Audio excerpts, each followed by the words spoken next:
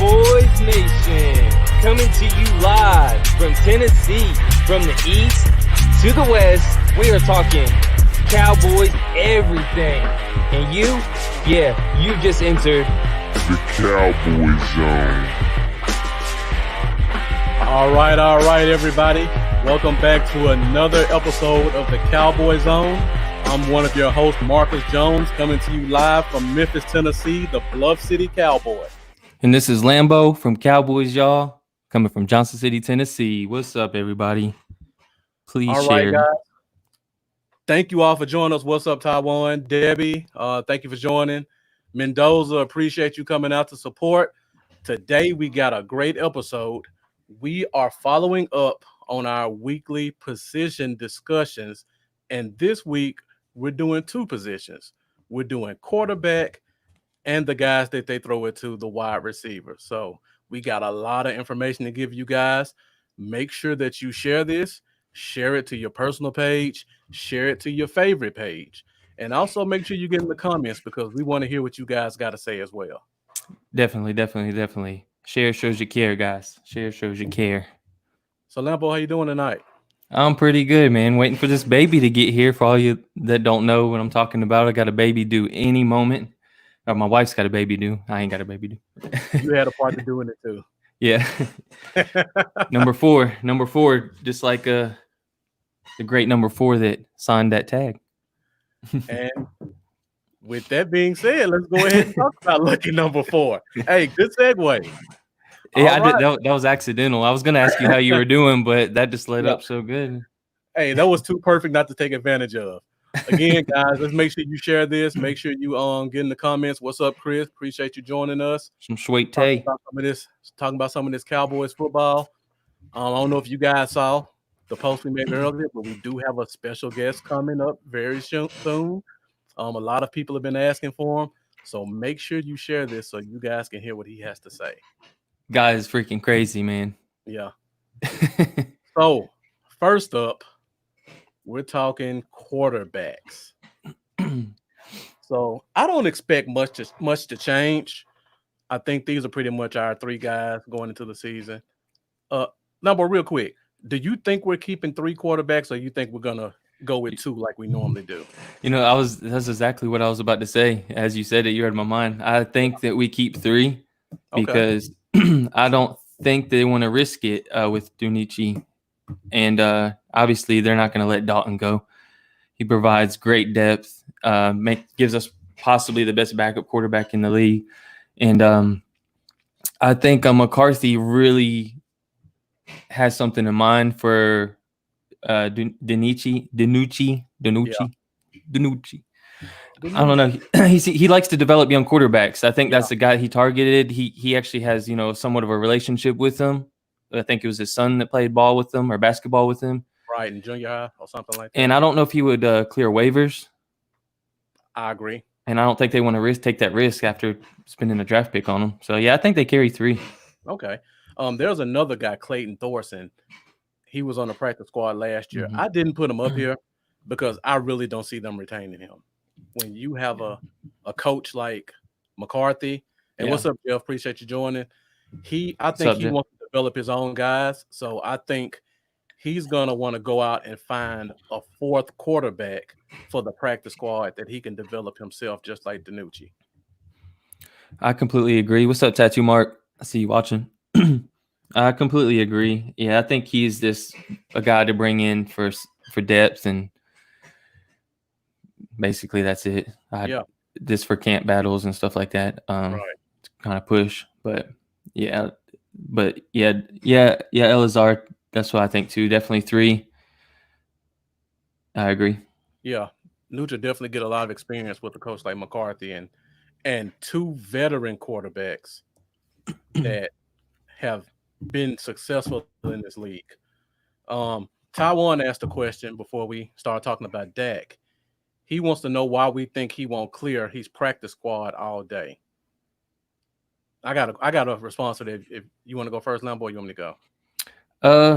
I just think McCarthy targeted him. I think he wanted him the whole draft. He was just waiting to the last possible moment to pull the trigger.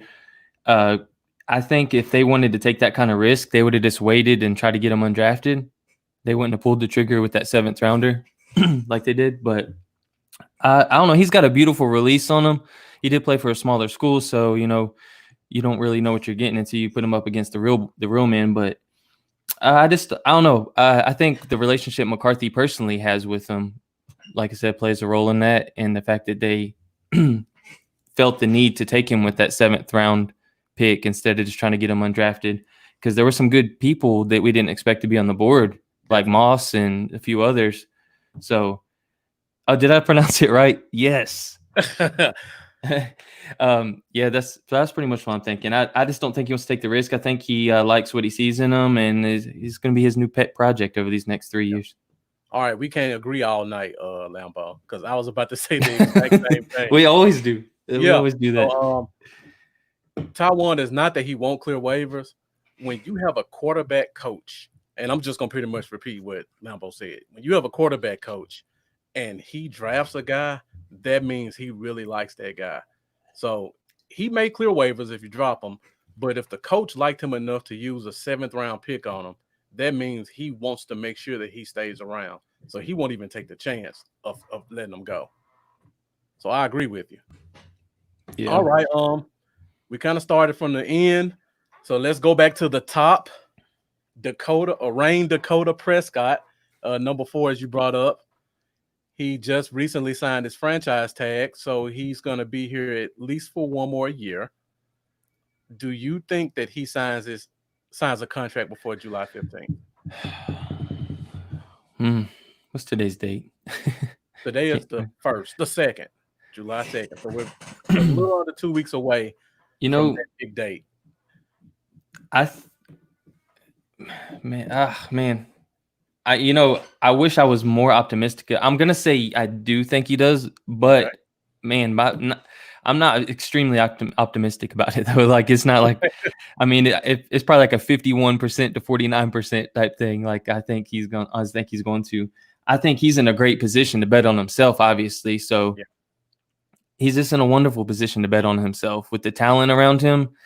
I don't see how he would have a bad year at all. And he's only going to make it's going to be a crazy amount he will make next offseason if he waited. Right. So there is a little bit of, pressure for the Cowboys to get it done. I think they're going to have to up the offer some and get this thing done. But I do think he does. And I think, am I wrong in saying that it would help the cap, right? If he gets a deal done. Help the cap. It would probably save us about $7 million this year. That's my thing is I think that Dak is the kind of guy that would do what's best for the team. He just seems like that kind of guy at heart. And I think he wants to, I think they're ready. They want to win a Super Bowl. And I think he understands that getting a deal done, especially during these crazy times. Yeah. We don't know what these next year or two is going to hold, man. Go ahead and get that guaranteed money. Get that guaranteed money and help the team out with the cap a little bit by getting a deal done. Mm-hmm.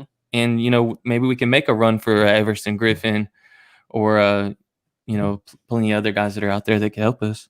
Yeah. Now, this is why I think it's going to happen. If you think about the past year, every week or every other week, you would hear a Dak Prescott rumor about this is where they are and they're this far apart. And Dak. Yeah, and it's been quiet for about a month and a half. Who's missing? Who's been missing? What do you mean who's been missing? There's been a voice that's always blabbering and always loud, and he has been MIA for about a month. Jerry Jones. Oh, he ain't spoke a word to the media. He's been completely disappeared, man. And I don't know. I think they're going to work on that. That's my point. Like for Jerry Jones to be this quiet, he's gone. They've gone completely dark on both sides. Not even the quote unquote media insiders are coming up with anything. So when Jerry Jones gets quiet, that means he's working. And I got to put this up. Mendoza says 2 days, fellas. The last time I went live on the Bluff City Cowboy podcast, Mendoza predicted a July 4th signing so that the America's team could do the signing on Independence Day. That would be awesome. On the 4th. Yeah. That would be such a Jerry thing to do. just because he loves to just do something flashy for Yeah. news headlines and stuff like that. Number 4 signs on the 4th. I didn't even think about that May one. the 4 be with us. I didn't even think about number 4 signing on the 4th. And that's the day I predicted our baby to come too, is July 4th. Okay. So that'd be cool too. Yeah. Like all at the same time. I said it wouldn't happen because Jerry liked that media storm. And if you did it on the 4th, it would kind of take away from the maximum amount of coverage he would get. So I said if he did it, it would probably be on the day of. It would be like like he did on Father's Day when they said he's gonna sign the tag and he signed the next day. Yeah. I could see something like he says he's gonna sign this week and then he does it during the week, but I couldn't see him physically signing on Independence Day. But hey, I would love to be wrong on that one. Yeah, like it's something that's it's a cool thought, but realistically, there's no reason for them to rush it. They're definitely gonna take it right down to the line, in my opinion. Okay, before we move on to Andy Dalton, let me ask you this. Over under 5,000 yards for Dak this year. He was at 4,900 last year. This is going to sound probably like a crazy, well, not crazy, because 5,000 yards is pretty tough to get in this league. You would think with the offensive-minded coach and, him being a quarterback guru and then adding in Lamb and just all these, and then Jarwin's expected to break out. I think that would lead you to think, okay, he got 4,900 yards. And you add Cobb in and all those pieces I just mentioned, but I think it's gonna be under. Okay. I think it'll be I think everyone would expect over just because it's gonna be a high powered offense. Right. But I just have a feeling that they're gonna be real smart about ball control, like this clock control and stuff like that this year. And we'll see. Everyone expects, McCarthy's not much of a run dude.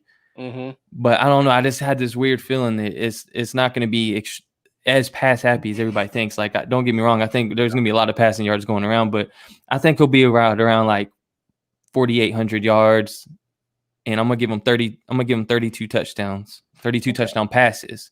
Okay. 32 touchdown passes, five on the ground. Okay. All right. Artrice, thank you again for joining us. Now, for me, I'm going to say over. And I agree with the ball control stuff. But to me, we have something this year we haven't had since Dak left. Not Dak, Dez left. Yeah. We have yak guys. Yeah, that's the truth. Years past, that's the truth. We get a guy, he catches the ball, he's going to pretty much get stopped where he is. When you got a guy like CeeDee Lamb that you can throw a 5-yard pass to and he can turn to 30 yards, those are going to be a lot of stats that Dak hadn't seen in 3 years. And then you add in the fact that now you don't need Cooper to be a deep guy. He can now go in the slot and he can take more advantage of his yak ability. Yeah. And CeeDee Lamb, he averaged 11 yards after catch per reception in 2019, the highest among all draft eligible wide receivers.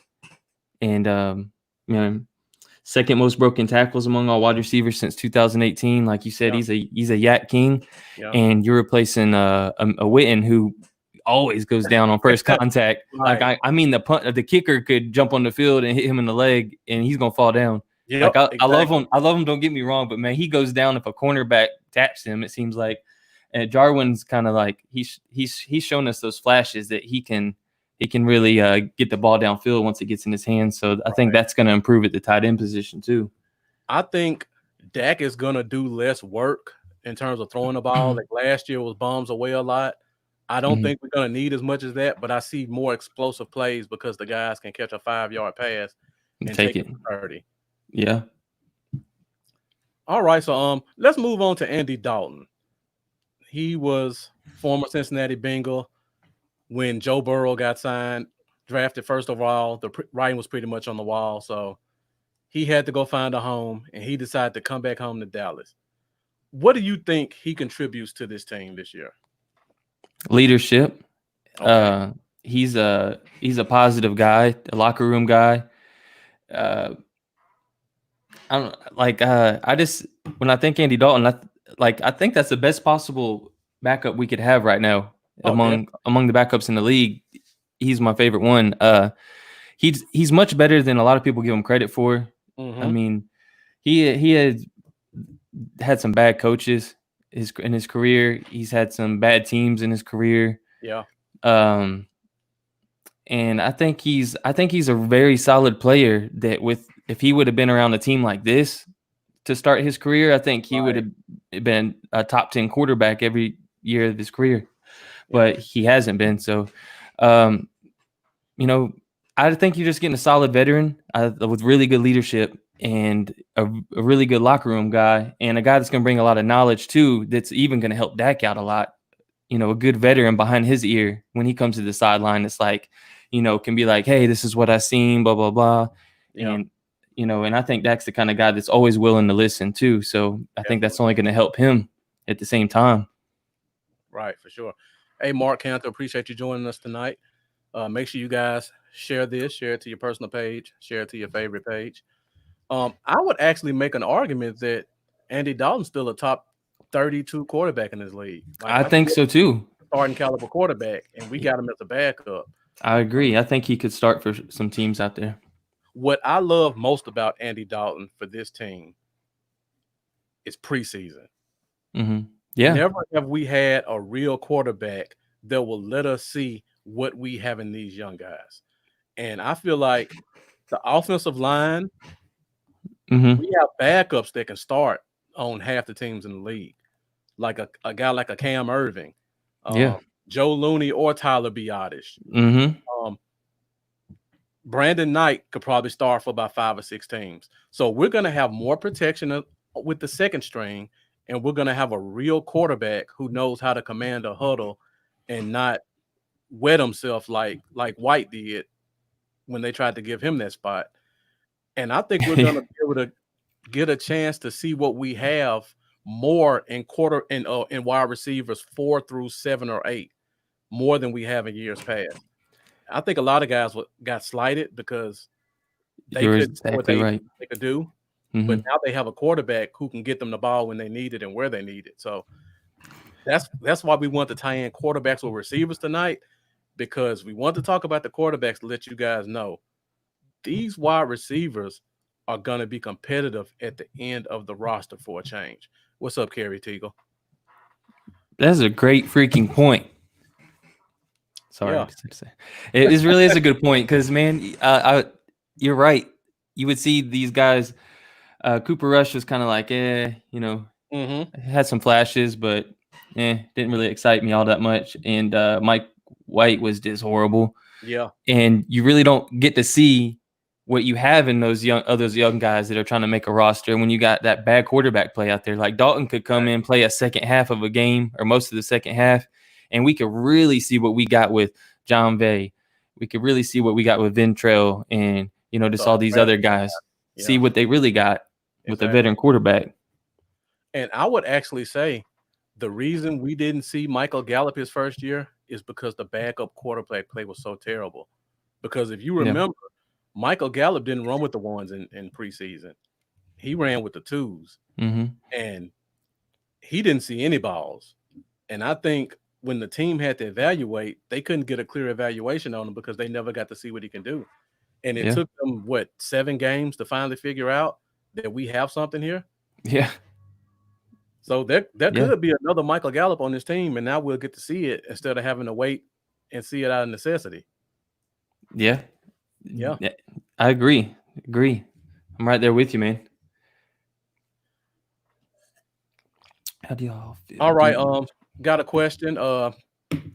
And guys, keep putting questions in there. I'm trying to keep up with them as best I can. I see a lot of great comments.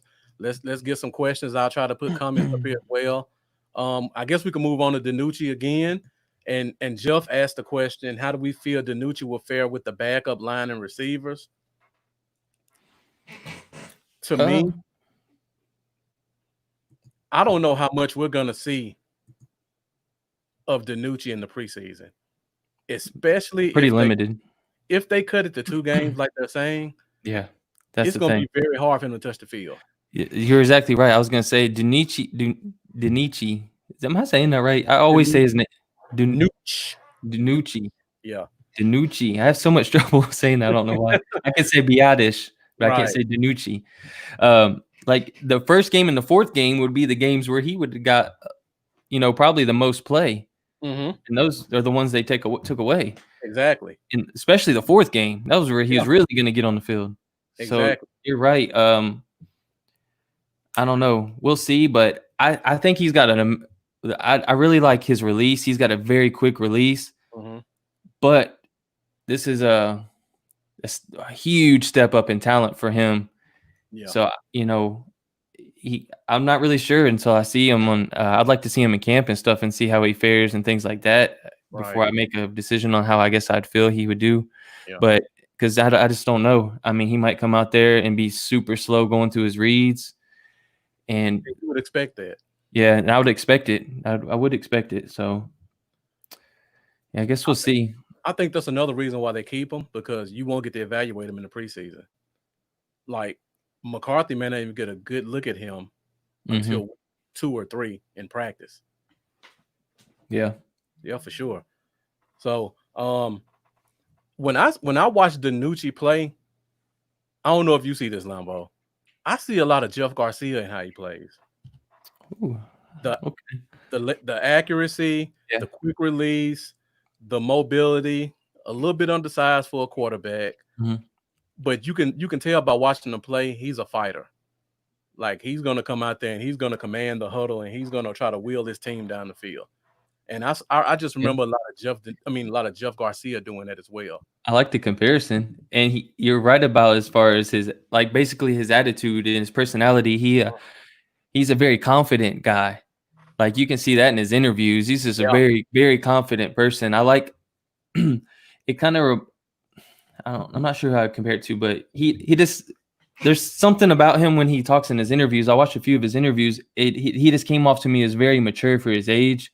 Very confident. Like, he wasn't scared to just jump right into the fire if needed, or like he would just be the kind of guy that wouldn't be scared to be thrown into any situation and he'd be ready for it. Not to say he would do well at it, but he would, in his mind, I feel like he would go in there thinking he's ready, and he's the kind of guy that would leave bad plays in the past and move on. Like, if he threw a pick six, I think he's the kind of personality that would be like, all right, let's go back out here and let's start fresh. Yeah. That's kind of how I see him. I'm really looking forward to seeing anything we can see from him. I honestly don't expect to see much in the preseason. Yeah. Like Jeff said, he thinks preseason will be canceled altogether. Oh, man, I hope not. I can't see that happening. Preseason is too important for player evaluation.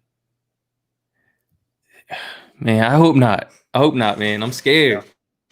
I can't be going without football this year. I know that much. They need to. I want the season to start on time. I don't care if the players got to wear full shields with like some kind of breathing machine on the front. Just put them on the field, man. Like, oh man. Sure. All right, guys. Let's make sure you share this again. Keep sharing this. We're about to go to receiver soon. We also got our special guest coming up in a minute. Jeff asked a question while we're talking about preseason, and he says, with the shortened preseason, how do y'all feel this will affect the roster spots? Very much so for me. Yeah. that kind of ties into why I picked the certain receivers that I did to make the team. Exactly. So when I did the podcast, the Bluff City Cowboy podcast last week, I actually talked about this. Yeah. And I think it's going to affect this team more than any other team, because if you remember years past, we would watch practice and we see guys like Xavier Woods making an interception every week, Awuzie making big plays in practice. And then we get in the season, we were like, every time I watched the Cowboys podcast, Awuzie made an interception, and he went through the whole season, didn't get one. So I feel like us not being able to play against other teams is going to give us a lot of fool's gold when the season starts. So I hope we can at least get some guys come in and practice with us so that we can see them against other guys.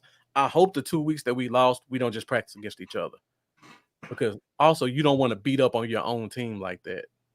Yeah, I agree. Yeah, it's only so much you can beat up on your team before you start to hate them, or you just end up wearing each other out, and then the season you don't have anything left. I will say one thing that bodes well for the battles going on in the secondary. Mm-hmm. That does make me happy about them. Who they're be going up against with our starting offense is just the fact that, man, could you go up against a better lineup of receivers in the league?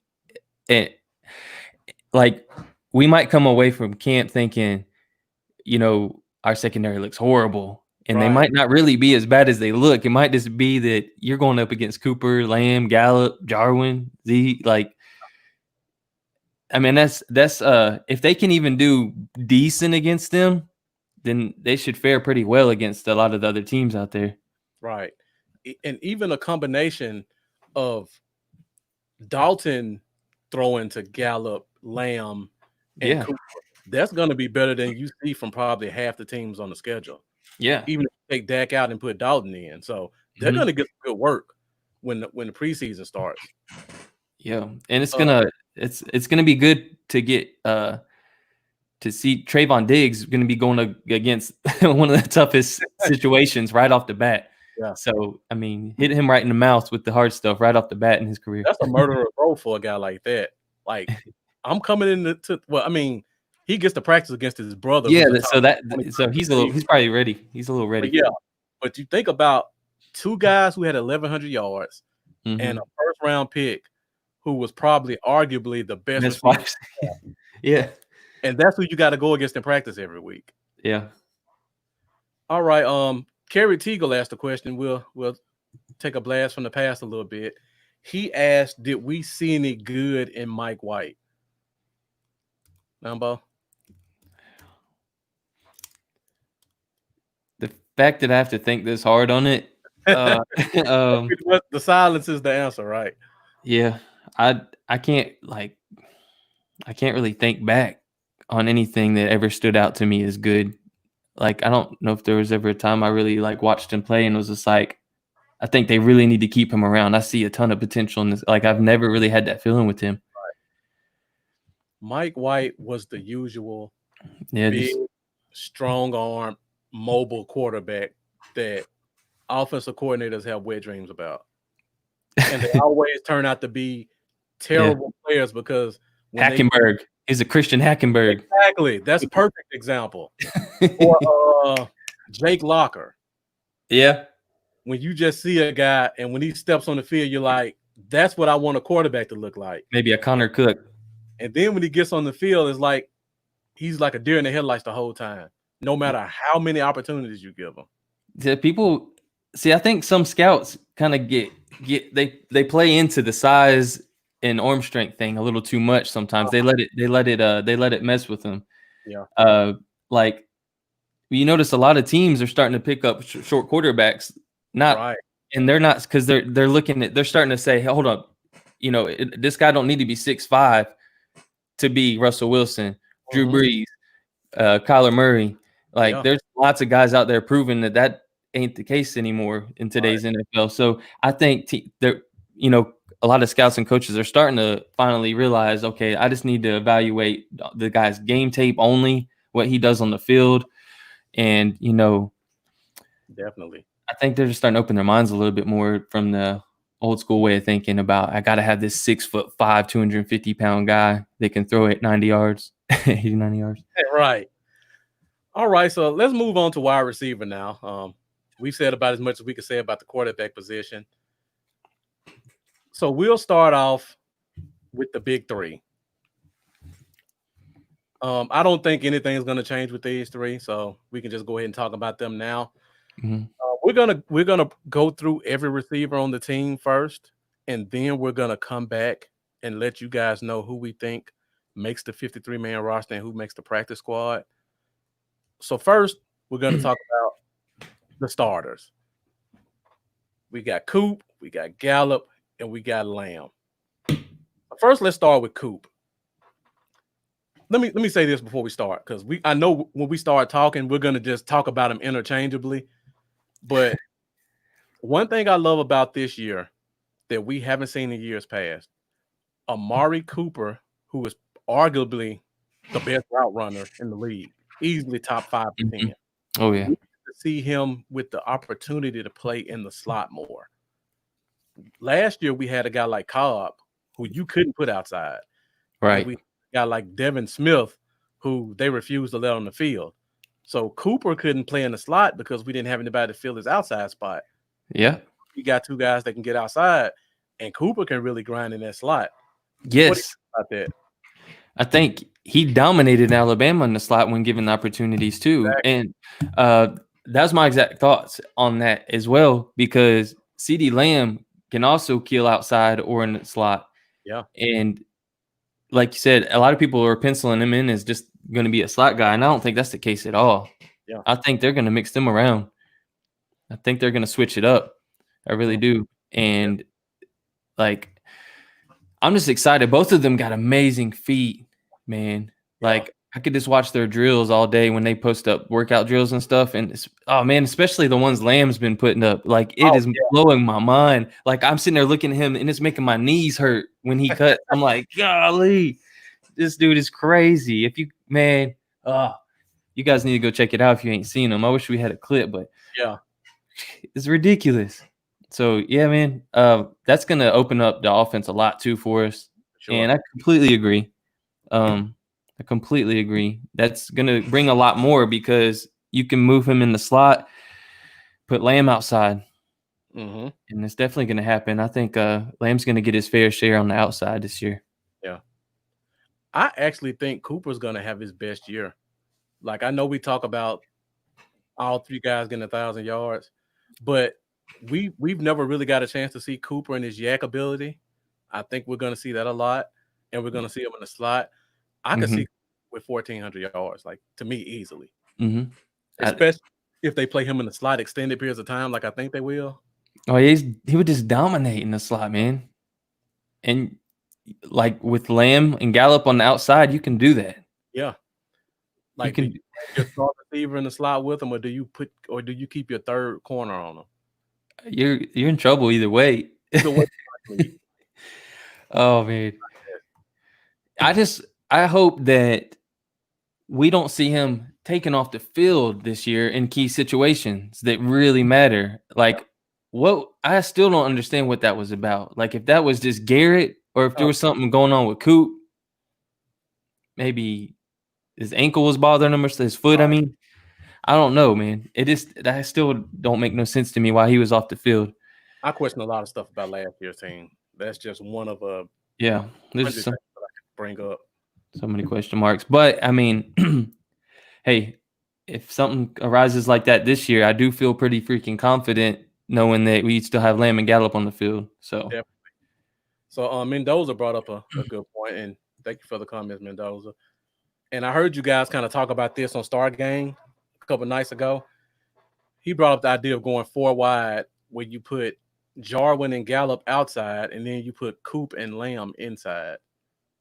Jeez. Like, that would scare any defensive coordinator, because you have to start first. You have to start off. Who do you put on Jarwin? Do you put a corner out there, or do you put a linebacker or a safety? He's going to beat a linebacker. Oh, he's going to kill a linebacker. He's going to probably beat most safeties. Right. And if you put a corner out there, that means either you're putting your fourth corner on a 6'5" tight end, or you're putting your fourth corner in the slot against CeeDee Lamb. How in the world do you defend that? Like, yeah, I think, man, I feel like the NFL is like trying to extend the COVID thing out because they're scared of the Cowboys this year. They're like, hold on, the Cowboys are going to just dominate everybody. We got to do something about it. And I'm just playing, but it's just that powerful, man. Like, I'm so excited about it, and that makes it even worse that I'm sitting here like afraid about what's going on with the season, because I got it. I can't think of a time that I've been this excited about the team. It's been a long time that I've been this excited and optimistic. And I got to see, and was it Lee? No way, Lee. I don't want to trade Gallup. Lee is a Niners fan, so you can ignore him. Hey, I know. Lee, I appreciate you supporting me, man. That is a popular conversation that's been going around, but yeah, I ain't about it. I ain't about it. I mean, don't get me wrong, I like Adams, but Gallup was 1,100-yard receiver in his second season. That's special, and it completely takes away how powerful or that powerful element of the offense if you take him away. I want all 4 of those years. Like completely takes it away, man. Don't cheat me out of those two or 3 years we got for Gallup. I want all of them. Let me see what we got in terms of our max potential. The wide receiver core, in my opinion, if you traded Gallup away and instead of having Cooper, Gallup, and Lamb, you have a Cooper, Lamb, and Smith, or Cooper, Lamb, and Wilson. It's not even as good as last year's receiving core, in my opinion. I agree. You leave them there, that creates some tough times for defenses, man. Yeah. And if injuries do happen, you trade away Gallup and then Cooper misses 6 games and they take away the rookie Lamb, putting 2 on him or something like that. I mean, I just don't feel good about it. I want to have all 3 of them. Exactly. All right, so let's move on to Michael Gallup. Now, first question, Lambo, before we talk about anything else. Do you think Gallup has the ability to play the slot? I think he can play the slot, but I don't think he could do it near as good as Cooper and Lamb. Okay. I don't know. I like him on the outside. I haven't watched a ton of tape on him in the slot, though, to be honest. So I'll give you my thoughts on Gallup in a minute. I'm not too sure, honestly. I'd have to watch some more tape on him in the slot. Mm-hmm. I don't picture him as a guy that would completely take over in the slot, though. Just the way he moves and stuff. I just don't picture him as that kind of guy. He's an outside guy to me. Gallup, I don't think Gallup can play in the slot at all. Let him gallop. Yeah, let him gallop. Yeah. I was just about to say, first of all, he's kind of a long strider. Yeah, you can't really put long strider guys in the slot. And secondly, he has a lot of mental lapses. Like, people like to blame Dak when a ball looks overthrown. You were right about that. A lot of those times, Michael Gallup would run the route, slow down, and then Dak would throw it, and then he try to catch up to when it's too late. There was, man, what game was that? There was a game. Oh, gosh. It was I can't believe the game and the team were playing. Everything's leaving my mind except for the play itself. Gallup is like 10 yards. He was supposed to button hook in to the left, I believe it was, or was it to the right? What you're talking about? I can't think of the team either. So he was supposed to cut in, and he turned and took a step the other direction, and the ball went straight to the defense, and everybody's like, "Wow, what a horrible pass!" Yep. And I was just like, and Gallup even admitted, he was just like, "Yeah, that was on me." Like, Green Bay. It was, Green Bay. Yeah. Yeah, so that was completely on Gallup, and man, Dak caught so much for that. Everybody was just like, "Wow, the accuracy is horrible." La, la, la. I'm like, "Whoa, hold on, Gallup." Well, actually, that went all on Gallup. I do remember the dude did yank him off the route, and it's all coming back to me now. I think he pulled on his helmet. Yeah, remember? Gallup was going into the cut. He pulls on the back of his helmet, and he kind of yanked him, and I think it discombobulated him or something. And then he kind of cut his route off to the wrong side, but. And Kerry T says it happened in the Saints game, so it may have been another play. Was it the Saints? I just remember Gallup getting his helmet pulled forward, and then he turned the other direction, and the ball came. So it should have been a penalty. 5 times he did that, so it wasn't a one-time occurrence. Yeah, but it's happened other times where he didn't have his helmet yanked forward. It's had where he's did it basically on his own too, and just chemistry. Yeah, but he's had several plays where he was supposed to run a 15-yard route, like a fade, and he's a few yards off. Yeah. So for that reason, I'd be terrified to put him in the slot if you're expecting him to run an exact route. It's got to be like right on. It's got to be right on cue. Yeah. So I agree. Let him get on the outside. Let him find the ball. But outside though. Yeah, on the outside. If you don't put a number one corner on him, there's very few teams that have a second corner that I think can run with him on a deep play. Yeah. Or can high point the ball like him. See, that's where I like him. Yeah. Put the ball in the air, and he's just a natural at finding the ball in the air and high pointing it, like you said, and just coming down with the ball. Yeah. That's where I like him at. That's where he needs to stay at. Right. And that's where he's probably going to stay at.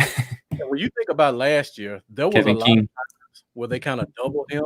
They doubled Gallup because you knew Cobb was going to run a drag route or a 10-yard dig. And then Cooper was going to be more of a route run as well. So you could kind of sneak that safety over top. A guy like Lamb, you can't do that right now because Lamb can run routes. He can catch it 5 yards and take it for 40, or he can run deep. Yeah, man. Oh, man. Oh, who was it that someone on the topic of Lamb? Someone posted an over or under for him. I think it might have been RJ Ochoa. Or he shared somebody else's post and asked over under. And I thought it was kind of ridiculous. I want to say like it was some big sports site and they had the over under at or not, it wasn't an over under. They just had their prediction of 55 catches, 560 yards, I think, and 5 touchdowns. Like I could see 5 touchdowns maybe. Yeah, I could maybe see that. Like somewhere in that 5 to 8 range. And I can't see 500 and something yards. I can't see under. You're telling me Cobb got 800 and something yards with all those drops, and he had a few huge ones that they were taken back because of penalties that would have put him over 1,000 yards last season. Right. But Lamb can't get 600 yards. Yeah, nah, man. I don't agree with that either. So I said way over. He's getting 800 at minimum. Yeah. If he catches 50 balls, he's averaging 15 yards a catch. That's what I'm saying. Right there. He's getting 13 to 15 a catch easy. Yeah. Like you're talking about a Yak King, but they think he's going to have basically no Yak. Right. 55 catches and 500 something yards. Right. So, yeah, forget that. Get out of here with that. Yeah. That's why I don't always trust the people that they say are the media experts. I trust people like us and Boss and West Coast and the Star Game guys and the late night hype guys, people who actually know the team and live this stuff. People are doing it because they love the team. Exactly. Not because they applied for a job and got it on TV, so they all of a sudden became the fan. Right. Or whatever. Team, so you got to kind of put your name on them to have stories getting any clicks. Oh, yeah. Yeah. Then so you made a turn into Dan Orlovsky or whatever that douchebag's name is. Right. Who was the guy that used to be on Fox Sports?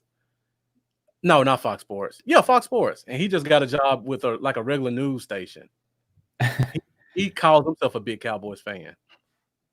If anybody could think of his name, let me know. I'm drawing a blank. But yeah, I agree with your statement, Elazar. Yeah. I definitely put TP inside before I put Gallup.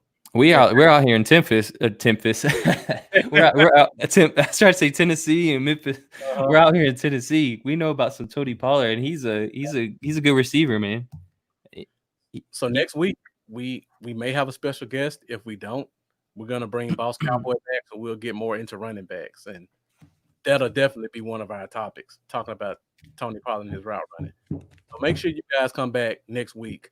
It's either going to be Boss Cowboy talking about that, or it's going to be a special guest. And let's take a quick break. And it's a good guest. Let's get the shares and likes up. Should I go ahead and say who the special appearance be made by Lambo? Yeah, it's gonna be real quick. He's busy. Yeah. He's very busy, so it's only gonna be a few minutes or so. But yeah, we're gonna have Cowboy Dale coming up. I know a lot of people asked about him, so in the next 5 minutes. We're going to have Cowboy Dale giving his opinion on the team. So if you haven't done so already, make sure you share this so your friends can see what Cowboy Dale has to say. Please. All right. So you got anything else on Gallup, or you want to move on to Lamb? Go ahead and move on. Okay. So we got CeeDee Lamb. We pretty much got him slotted in the slot.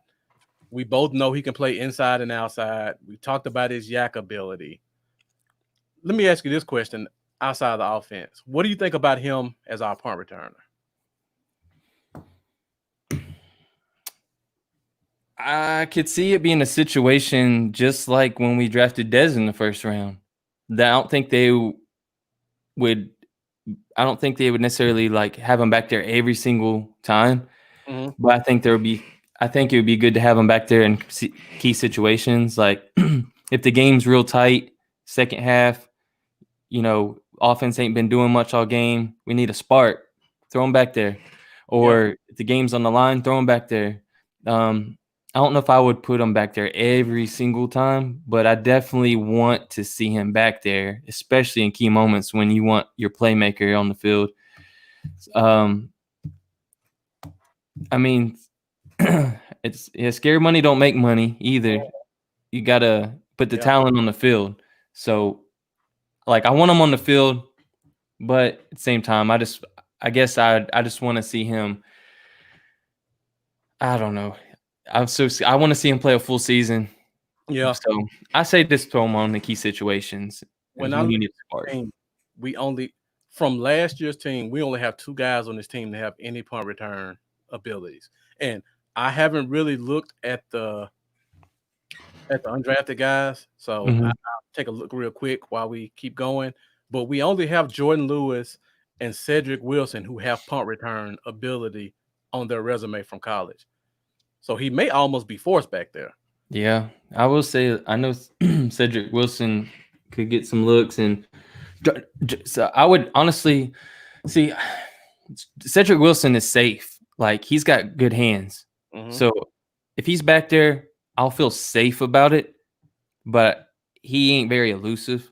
Yeah. So like I feel safe about him back there. Tavon's gone. Yeah. He ain't coming back, I don't think. No, not at all. But I feel safe about Wilson's hands back there. So I'd be cool with that, but don't expect him to be getting much or yards after punt return or whatever you want to call it. He's not a guy that's going to break anything off, but he's going to be safe. He can turn the ball over. Jordan Lewis scares me when he's back there. I am terrified when he's back there, man. I'm just so scared. Like I feel so nervous that he's going to muff it. So I'm not comfortable with that, to be honest. So, yeah, you're kind of right. There's nobody that unless they pick up a free agent like Gabriel. Yeah, that would make sense. But we're gonna talk about receivers, and we got a lot more to talk about this position. Before we move on, we got a couple of questions and comments, so we can try to hit those up. We pretty much talked about Lamb with Gallup and Cooper, so I don't know how much more we got. First question or comment comes from Kerry Teagle again, and he asked about the receiving core as a whole with so many drops. Do we think that was on Sanjay and his practice methods, or was it more on the players? I'm gonna put it on the players, man. I don't know. They've been catching balls their whole life. That's just kind of the way I look at it. You're such an elite talent athlete that you made it to the NFL. The ball hits your hands, you need to be catching it. Yeah. Like I played receiver and until high school and throughout high school, but the ball, there's no excuse once that ball hits your hands, and the receiver will tell you that the ball, if it hits your hands, you need to catch it. And there was a lot of just clear drops. And even sometimes if they was a little bit behind, if you got 2 palms, or not palms, but you got 10 fingers touching the ball. I don't care if it's back here. If 10 fingers are touching the ball, there's really no excuse. Right. You only need what they say 3 fingers to catch a ball, or 2. Yeah. Like I will say that maybe it could have had something to do with maybe their route running not being as precise as it should be for some of them. Yeah. But at the same time, I mean, we had 2 1,100-yard receivers. Right. And an 800-yard receiver. So, I mean, I'm going to put the drops on the receivers themselves. I wouldn't put it on Sanjay specifically. I would put it on the coaching staff and the culture as a whole. Yeah. The lack of discipline was reflected in more than just drop balls. There were blocking assignments. There were bad play calls. There were run assignments on defense. There were guys out of position in the secondary. Yeah. The special teams was horrible. Like that stuff is all on coaching. Yeah. And I feel like Sanjay's part of it, but I just think it's the culture in general that was a part of it. We didn't really have a lot of guys, to me, on that coaching staff who assumed leadership positions. Because you look at offense, you look for your leadership to come from your OC or your head coach.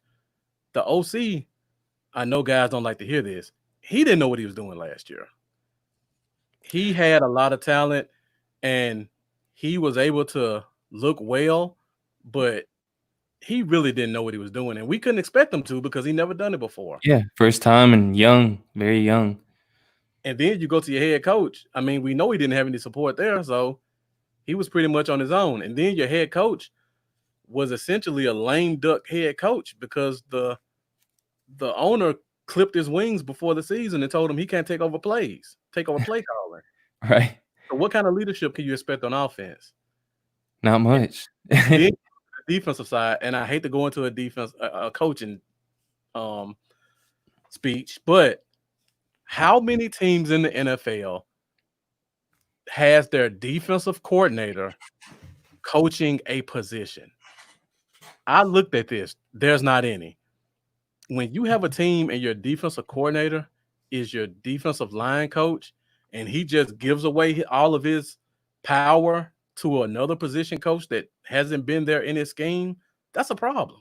There was no leadership. There was no guidance. And it reflected everywhere from drop balls to special teams to run assignments. That could affect the player's mindset for sure. Yeah. Like, and you gotta, I mean, it can really affect you, like your mood, your motivation, how you're feeling. That can really affect your play for real. Yeah. Like if you feel great, everything around you's great, everyone's on the same page. I mean, that could really change things and throw your, a game up a notch compared to when, you just ain't feeling confident in your leaders and your coaching, and you're not very motivated. That can really affect your play. And I'll say this, and then I'll move on from coaching and go to the next comment. There was no reason for us to bring Michael Bennett in last year. We didn't have any major injuries on the line. Mm-hmm. There was nobody out extended periods of time. They brought him in strictly for leadership. Yeah. That was a red flag that there was no leadership on that team. And Jerry Jones' stance with kneeling. And this guy was an advocate. Yeah, so that tells you how bad the leadership was. He was one of the first ones to start kneeling at the same time or before Kaepernick. You're right. He brought this guy on this team. That tells you how desperate they were for leadership. That makes a great point because Jerry ain't fond of that. And, I mean, if you're willing to do, go to that length, and he probably ain't fond of either of the Bennetts, honestly, because I feel like things are a little rocky with Martellus, and Martellus is that ain't. He said so much bad stuff on the boys, but yeah, I agree. That does kind of show you the concern over the leadership when the owner's willing to do that. Yeah, going against his own beliefs and stuff, and he's a very stubborn guy. So yeah, hey, that's a good point. Yeah. Thank you, First Last, for joining us. Also, thank you, Phil Harding, for joining us. And Will Kane is the guy. I couldn't think of his name, but Will Kane was a guy who was on sports radio, and he was always a Cowboys fan and an advocate for Dak. And now he's gone to mainstream news. So they just, like, I didn't even know that. Really Cowboys experts or sports experts, or are they just jumping on the Cowboys bandwagon for a check? I ain't gonna say a particular name, but there's people out there that are not Cowboys fans that got Cowboy pages. They have big followings, and they interview players. Yep. And I'm just saying it. I can't stand it. And let's say one thing off the screen, and then get on the screen and act like it's all Cowboys, all Cowboys. Yeah, it makes me mad, man. Yeah. All right. We got one more comment. It's not wide receiver related, but we may as well cover it. Taiwan, thank you for joining us again. And he asked Pollard punt return. I think he meant it for punt return in that discussion. I thought that like in general, because I want to see him be used more, man. Yeah, I agree. Use him more. I don't care how much Zeke getting. I love Zeke, but give Pollard a few more touches on offense, man. Now I'll say this because I see Mendoza kind of said the same thing, but he'd like to see him doing it. Punt return is a different kind of animal. I mean, to be a punt returner or to be a gunner on punt team, you have to have a certain type of mentality and skill set. Everybody doesn't have that skill set. Yeah. Kickoff return and punt return are two completely different things. You're right. And kick return is something in college he's elite at. And I think he should continue to return kicks. Yeah. Like that's where he is perfect for kick returns, man. But punt returns whole different atmosphere for him. Another situation when you got a guy running full speed at you and you got to try to catch the ball and decide in a split second, do you want a fair catch or do you want to try to run it or do you want to take this clean shot you're about to take? Everybody's for that. And remember, we put Cole Beasley back there because it's hard to catch a punt. That's not an easy thing to do. Yeah, and we knew he wasn't ever going nowhere. Exactly. But I just wanted this basically playing it safe, I guess, because it's tough to do, man. Yeah. Especially when you got these dudes with around 4.4s running at you, 240 pounds. Right. Yeah, man. I don't know. I'm not against it. Let him try, see what happens. I'd be completely cool with him having to try at it. And but I think if it was something that they felt like he could excel at, why wouldn't it have been done already? Why haven't they flirted with it much? Exactly. There's got to be a reason. They just don't see him, in that situation. They got Jordan Lewis back there returning punts. Yeah. Then that he's scared the crap out of you. Yeah, that's what I'm saying. If they put him back there, which he scared me. Yeah, but they ain't put Pollard back there. I think there's a reason for it. All right, Lambo, you got anything else on CD Lamb and the receiver position with the starters? No, not with the starters. I think they're all self-explanatory. Everything we probably going over with them, everybody else probably thinking too. It's just set in stone. These guys are beasts. All right, so if you guys haven't shared yet, you have 1 more minute to share this because we have a special appearance from a fan favorite, Cowboy Dale, and he's going to tell us a little bit about his thoughts on the Cowboy season. So while we wait for Cowboy Dale to get set up, make sure you guys go out there and share this. And in a minute, we'll be hearing from Cowboy Dale.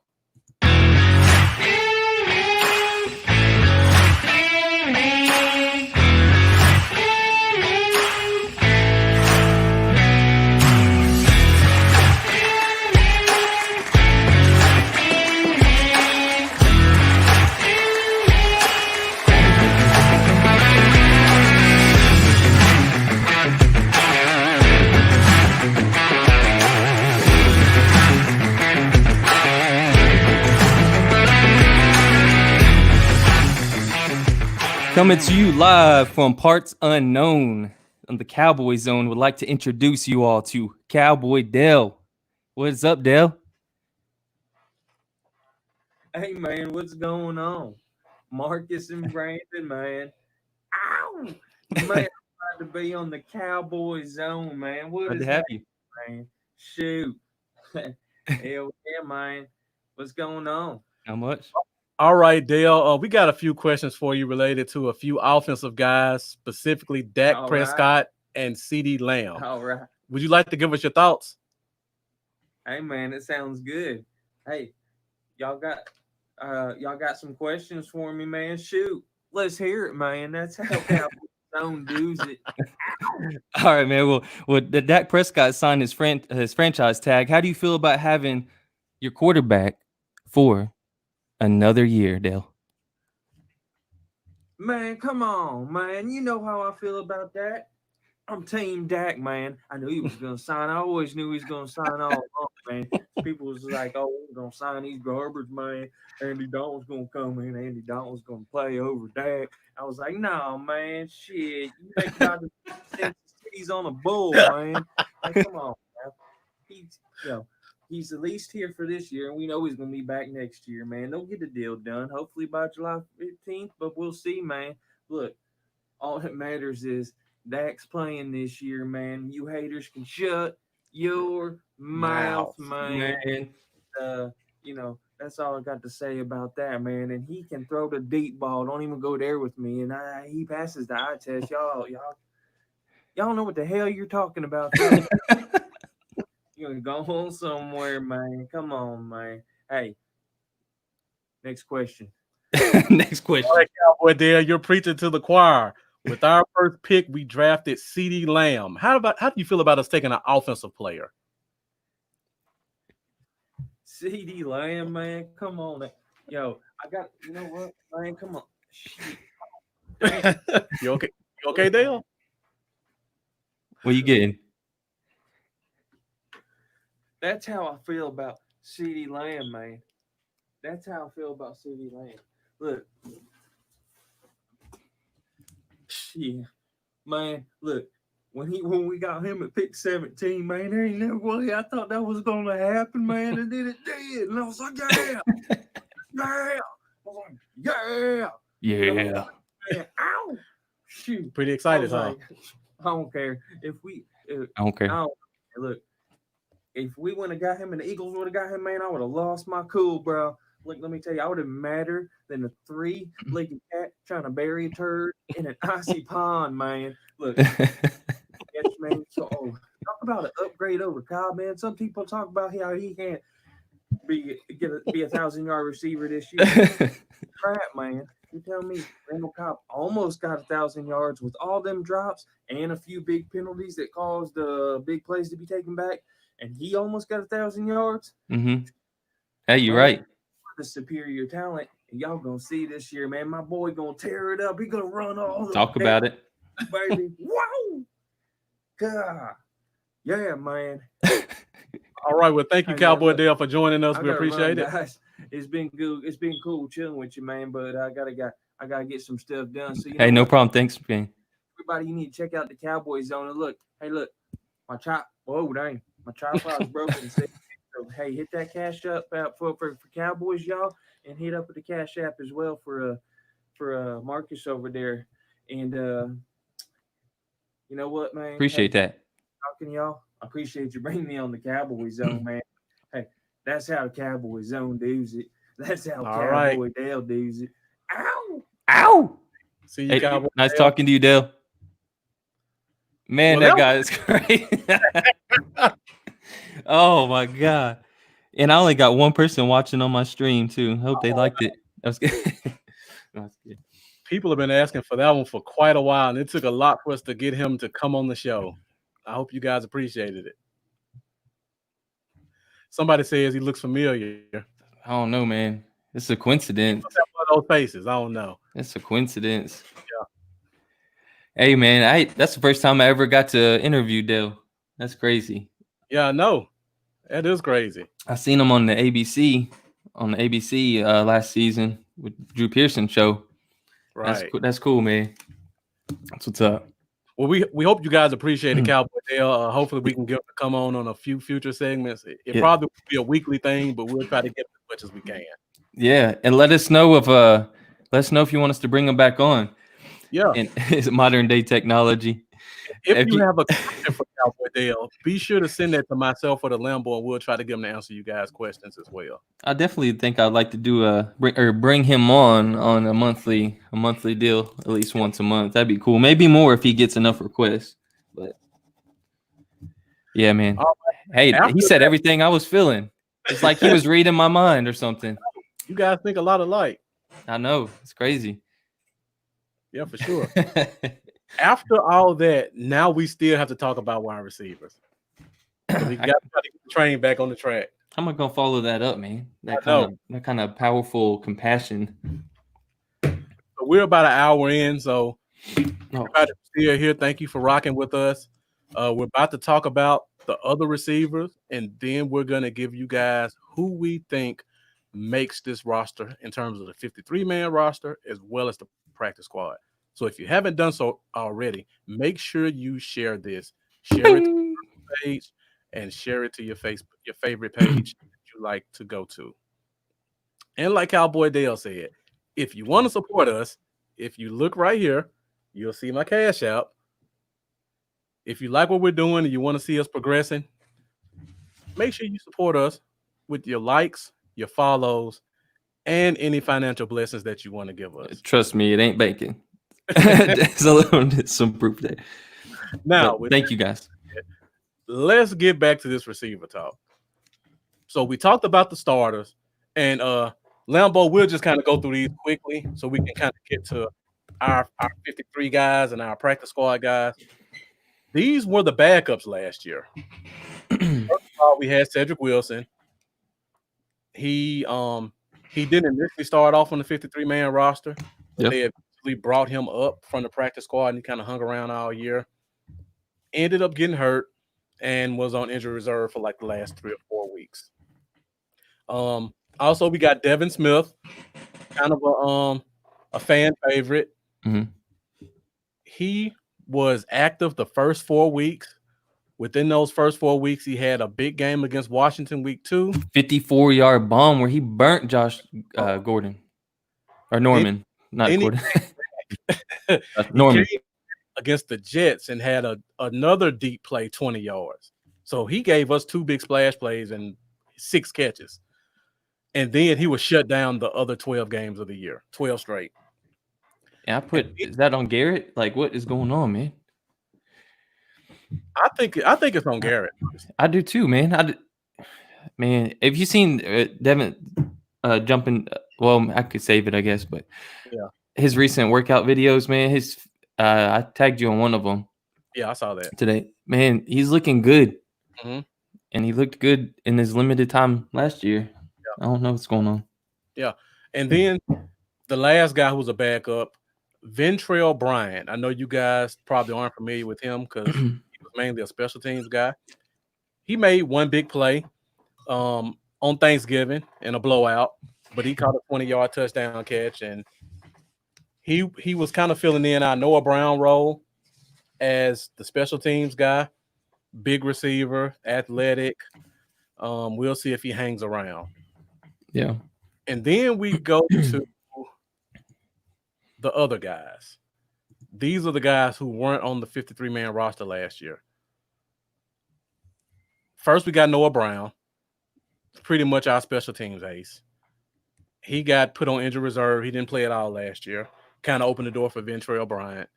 And then we got another fan favorite in Junvay Johnson. Athletic speedster, ran a 4.38 out of Toledo.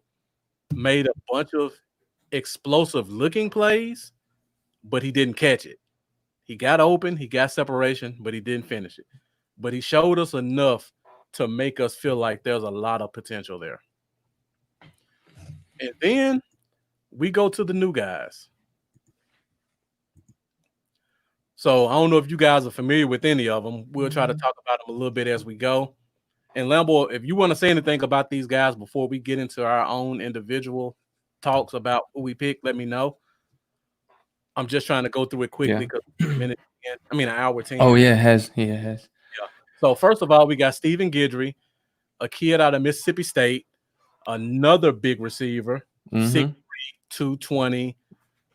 Kind of fits that Mike McCarthy 4.47 speed. 4.47 speed. So if you remember Mike McCarthy with Green Bay, when you looked at the end of the roster, there was always some big, tall, fast receiver that he liked, that he always kept at like his 4th or 5th receiver. Yeah. And you go to a guy like Kendrick Rogers. Same 6'4", 210, 4.4 speed. Neither one of these guys made a lot of catches. I think I made a note. Guidry only you got it? Oh, I was just gonna say I don't know his total, but I know he had 36. Stephen Guidry had 36 first downs on 49 catches. He had 49. Yeah, 40, and 36 of those were first downs. So that's those are impact. Yeah, impact catches. Yeah. So he didn't do a lot, but what he did do, he made himself felt. Same thing with Kendrick Rogers. Kendrick Rogers only had 68 catches in 3 years. I can guarantee you, if you go back and look, at least 20 of those catches were highlight plays. Yeah, that's the thing with him. It's kind of the same thing. Like he didn't have the production you'd hope for in college, but the potential's through the roof. He got great ball skills, goes up and makes big catches.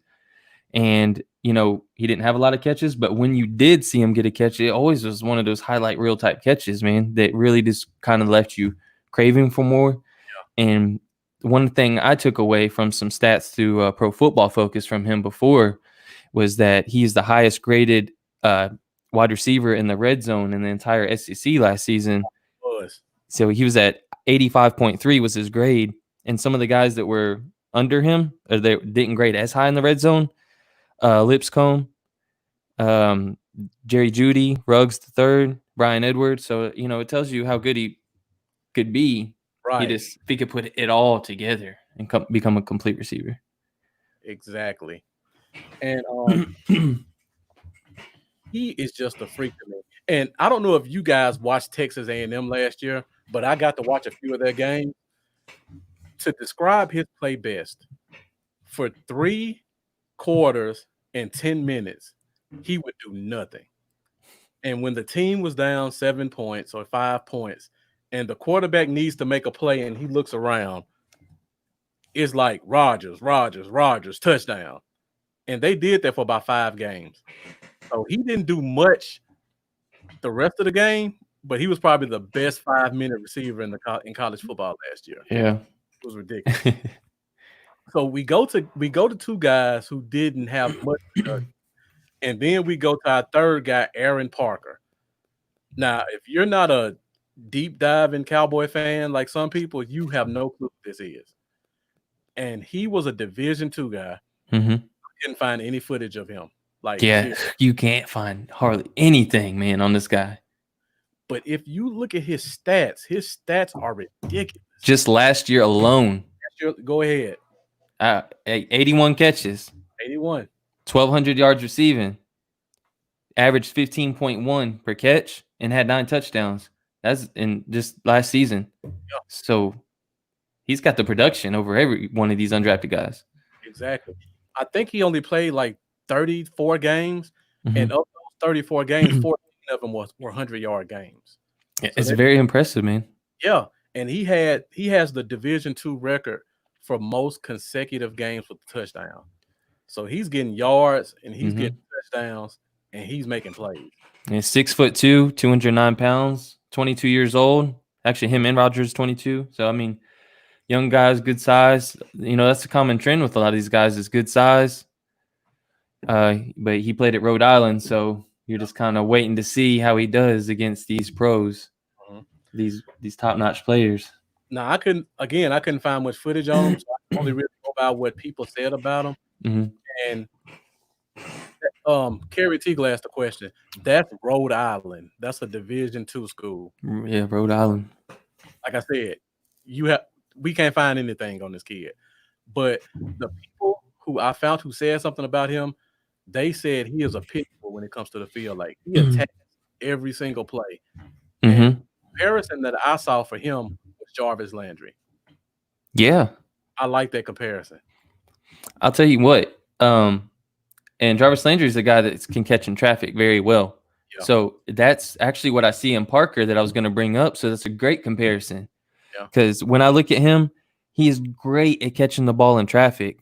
The crazy thing is he will make a catch in traffic and get blasted and hold on to the ball. But then he will have some drops here and there on just basic right in the hands drops. So he's got some drops that he shouldn't have, but then he'll go but he can get blasted and catch anything in traffic. So it's kind of crazy, but he's got a lot of potential, man. Probably the most, in my opinion, of the undrafted guys. Arguably, and we'll get to that. Maybe between him. So the last guy on the list, I know you guys see a Steelers uniform. It looks like it. Just recently signed. His name is Tevin Jones. He's a Memphis kid out of Mississippi. That's right down your alley right there, Mississippi and Memphis. I remember watching him in high school. His team made the state championship, and I had to watch it. He's always been what you would call a height, weight, speed guy who could never put it together. Mm-hmm. So he played 4 years of ball in Memphis. And Memphis, those 4 years had a prolific offense. If you think about some of the guys who came from Memphis who are in the league right now, and you go back and remember all the years with that quarterback that Denver wasted the pick on, Yeah.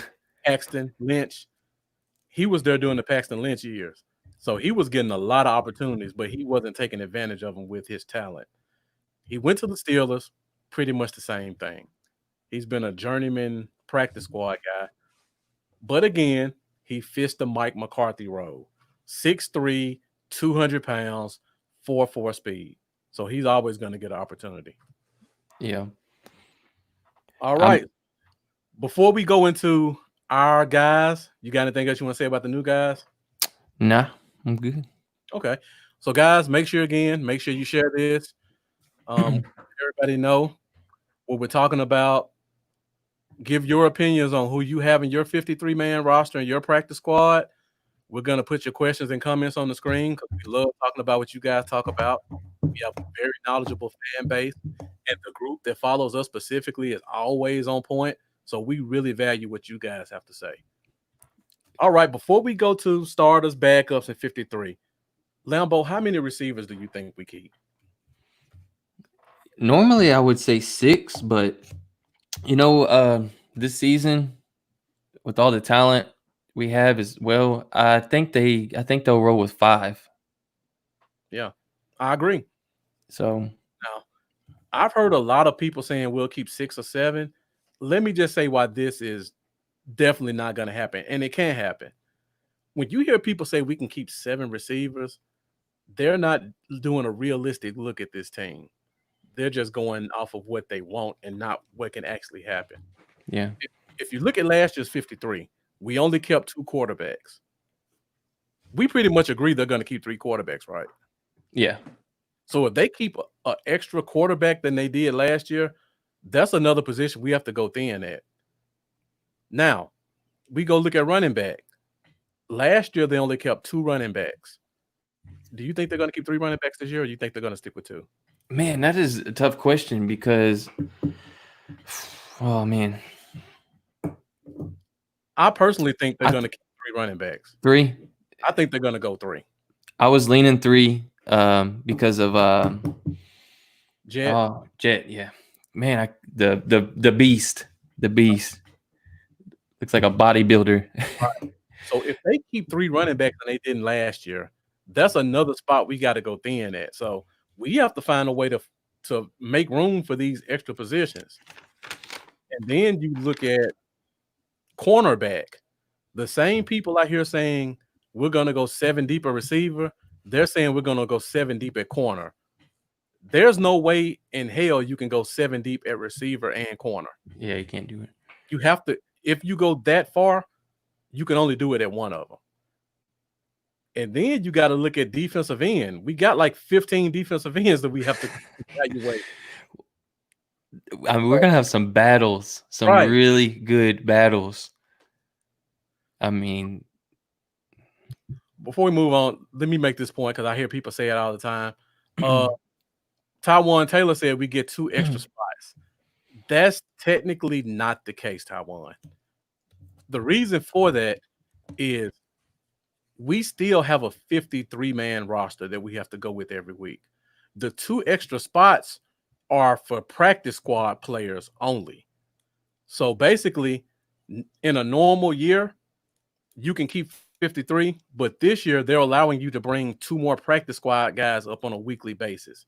So technically we can have 55, but those won't be every week lockdown guys. Those are if you want to have the option.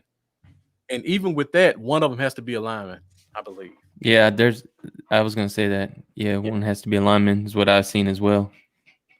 So, yeah, I just can't see us going 7 at receiver. And I still think we can't go. Can't O-line. go.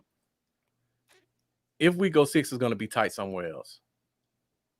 So if you guys like Bradley or Nye or Carter or Forrest Armstrong. Yeah, who you giving up just for a 6th or 7th receiver? Right.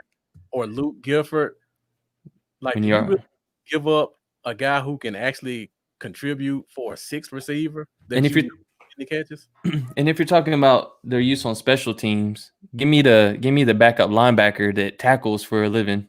Exactly. On the kickoff or the backup safety. that's going to blast somebody over a receiver that we're using only on kickoffs. That's a good point. Like, right. If I gotta get a special teams guy, I'd rather my seventh be a linebacker or a corner before a receiver. So my thing is, I'm just so excited about the starting three that we have that I don't see the need to bring 6 or 7 to the active roster, because if one of them was to go down, I think anybody that would be sitting at the 6th or 7th spot, honestly, would be a guy that would clear waivers if we were to release him, and it'd be a practice squad guy anyways that we could bring up when or if needed. So roll with 5. If you need to bring a practice squad up, you're gonna have the same talent on the practice squad still there as you would have on the active roster at the 6th spot, in my opinion. Exactly. This is why. And people look at practice squad like it's a dirty word. Practice squad is a part of this team. It's just a spot that you can try to fill in and get a guy who can't make the team. I always think of 53 are guys who can contribute. Practice squad are guys with potential. Kind of a break glass in case of emergency type situation. Yeah. And like you said, that sixth receiver, I'd rather have a defensive guy who I know can go and tackle than have a 6'7" receiver. Exactly. Yeah. All right, so let's go into receiver talk. So first we'll go with the starters. And I think we both agree and everybody agrees these are the 3 starters, right? Yeah. Definitely. No doubt about it. 100%.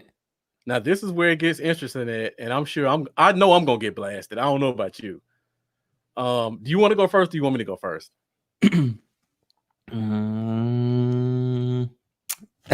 I guess I'll go. All right. Just so I could save the anticipation for. I'm curious where you're gonna come with. So, the floor is yours, Lambo. These are your backups for your last 2 spots.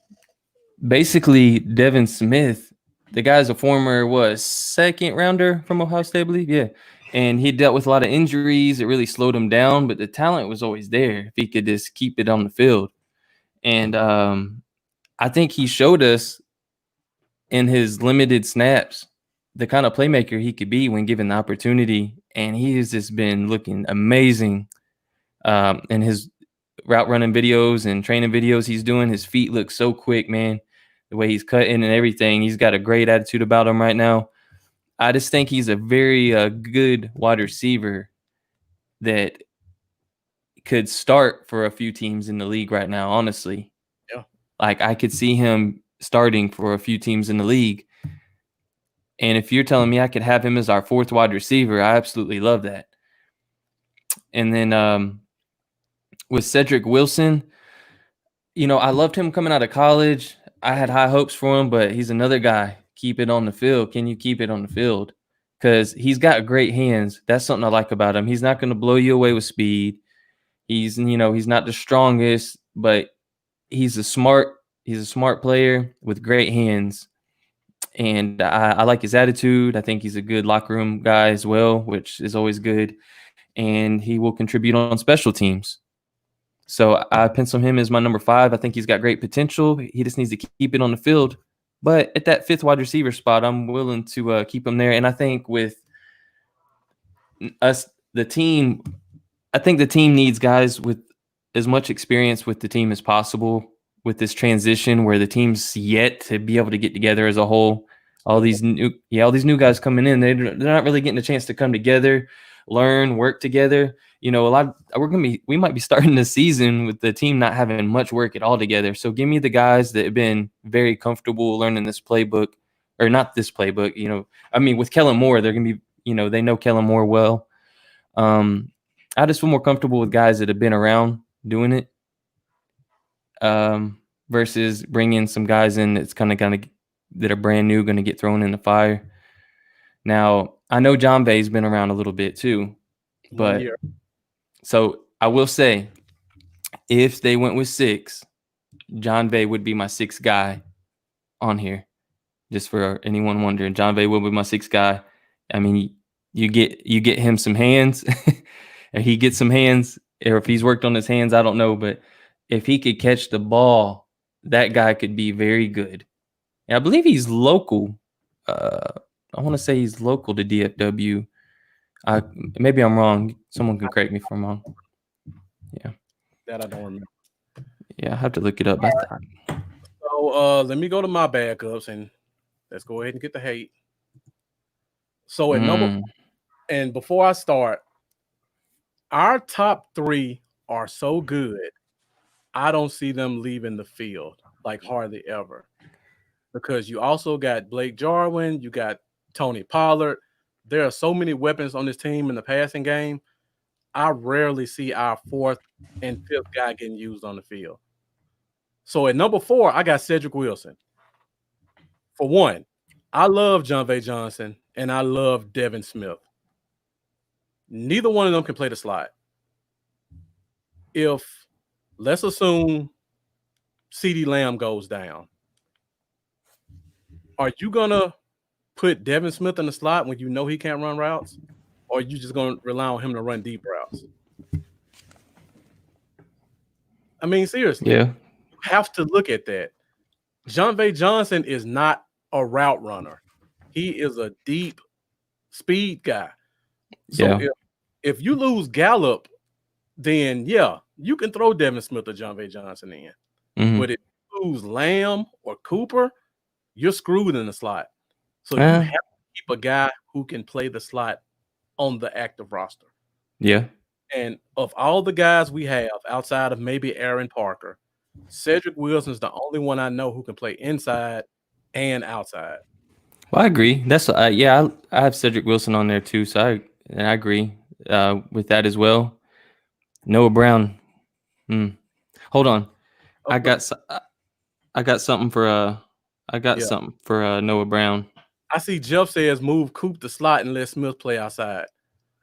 Do you really think Cooper's gonna want to play slot? Let's say 3 games. You think Cooper's want to play the slot for 3 games? No. Devin Smith can't play the slot at all. I'll tell you the answer to that. The answer to what? No, God! No, God, please, no! No! So there's that. Now, Noah Brown. I know I'm getting beat up in the chat, but let me explain myself. Again, we have a ton of talent offensively on this team. We got 3 receivers that can probably be number 1 in half the league. We got an athletic tight end who can play receiver. We got Zeke who's going to get 40 to 50 catches a year. We got Tony Pollard, if used correctly, who could probably get another 30 or 40 catches a year. By the time you get to all those guys, there's nothing left for Cedric Wilson. And there's definitely nothing left for the 5th receiver, no matter who you got there. Now, if I did a little homework and I looked, on average, the 5th receiver on every team in the league catches 13 to 17 balls a year. That's 1 catch per game. So you want the blocker? I don't want the blocker. Oh. I want the special teams guy. You're right. He's special teams. One is more impactful for a team for a season? 15 catches or 15 special teams tackles? I didn't think about it that way, honestly, but that does make sense.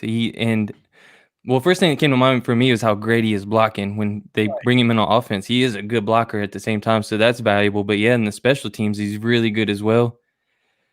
So it makes sense. 15 special teams tackles is a Pro Bowler. Like, that's a Pro Bowl receiver. On special smelly pirate hooker. I put him in the soundboard. And Mendoza said what I'm thinking. Noah's our Matthew Slater. If you guys are familiar with who Matthew Slater is, he's a lifelong Patriot. I think he's the oldest Patriot left now. I believe he's been in the league for 13 years, and he's made the Pro Bowl 6 times as a special teamer. So those guys are valuable. I'm not taking anything away from Devin Smith. Love him as a player. I think he could probably go to 5 or 6 teams in this league and be a solid number 2 guy. Jon'Vea Johnson has a ton of talent, Mm-hmm. but I don't want to take a spot away from a guy who can contribute just because I like to have a shiny toy sitting on the cabinet that I can't open up and play with. Let me get the guy that's going to give me something. And I just feel like the potential for 15 special teams tackles for me.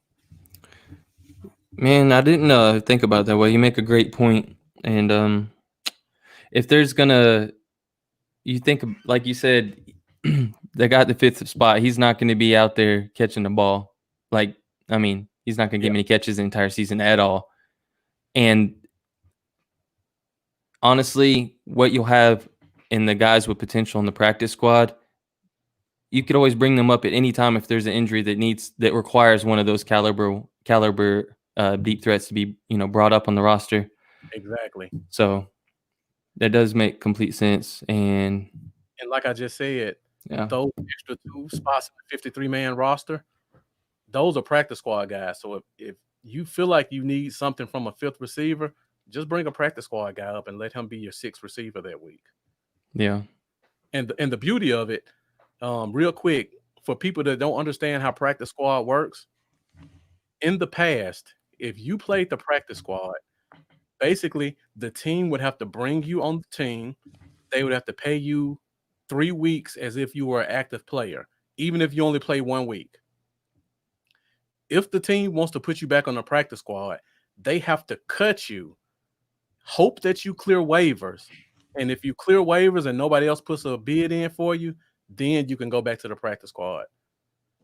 Now, assume you have a guy like a Jon'Vea Johnson and you bring him up from the practice squad. He has a good game, and now you can't cut him because you know you're going to lose him.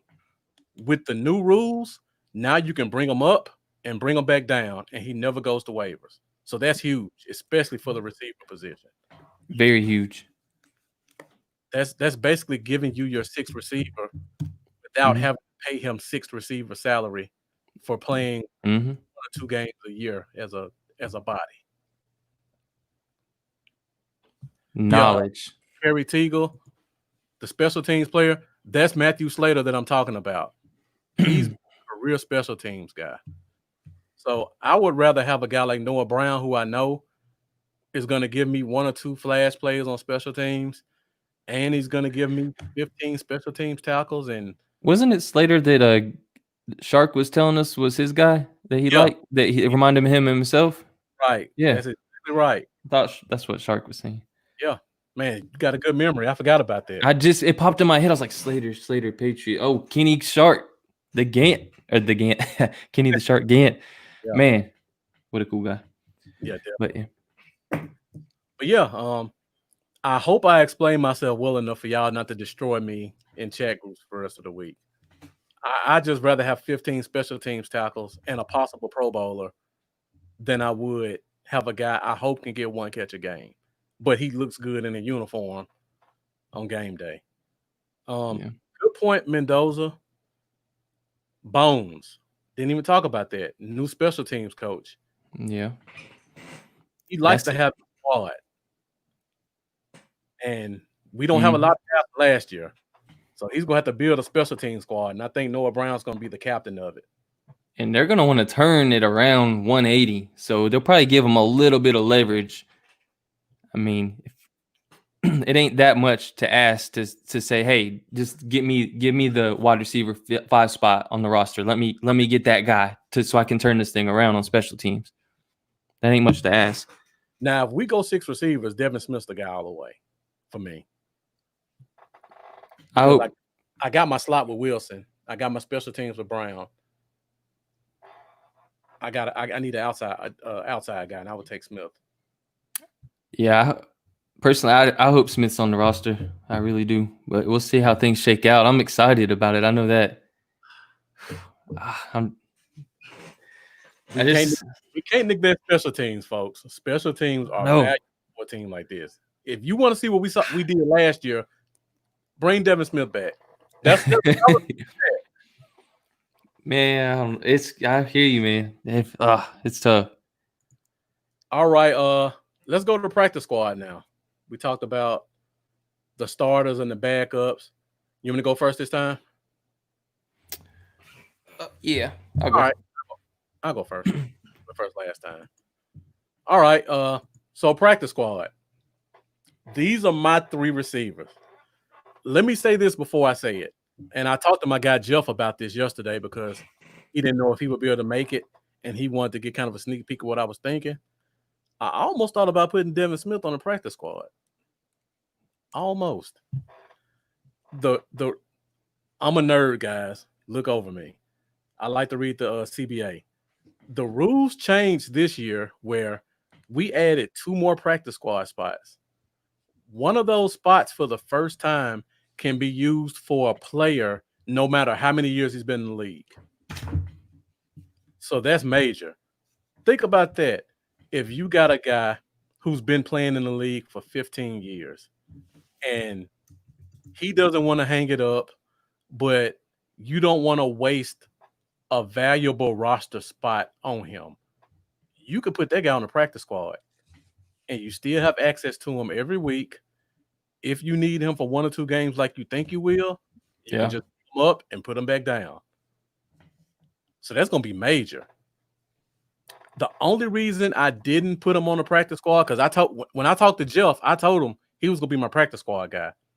They also changed the rules where they put a cap on how much you can pay a practice squad player. So in years past, you could technically pay a practice squad player the same salary he would make if he was on your roster. And to give you an example, Rico Gathers. If you guys remember Rico, he was on the practice squad for 3 years. The reason for that is because while all those other guys were on the practice squad making $20,000 a week, they were paying Rico Gathers $600,000 to $700,000 a year to play on the practice squad. So he wasn't going anywhere. But they took that rule away now, and I don't think you could keep Devin Smith for $300,000 or $400,000 as a practice squad guy. Yeah, that'd be rough, man. If the rules change, he was on my practice squad. Definitely. All right, let me go through my list. First of all, like I said, John V. Johnson, speed guy. Hands aren't the best. Guys, let's get some more questions and comments in here before we go. We got about 10 to 15 minutes left. Kerry Teagle, real quick. The rules changed this year where they added 2 more spots. And now one of those extra spots, normally you can't have a guy on the practice squad if he's played on the active roster for 2 years. Now that rule is gone. You can put a guy that's been in the league for 15 years on the practice squad if you want to, and he'll take the salary. So that changes everything. All right, John V. Johnson, fast guy. I love him. Here's one thing I don't like about him. His age. Did some homework. John V. Johnson has only played 1 year of football, and he is our 4th oldest receiver right now.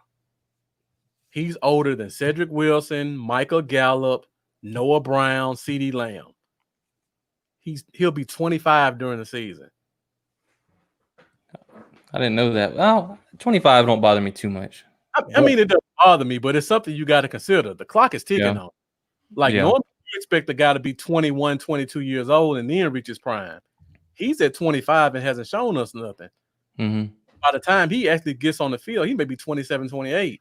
Do you want to give him a contract at 28, his first contract?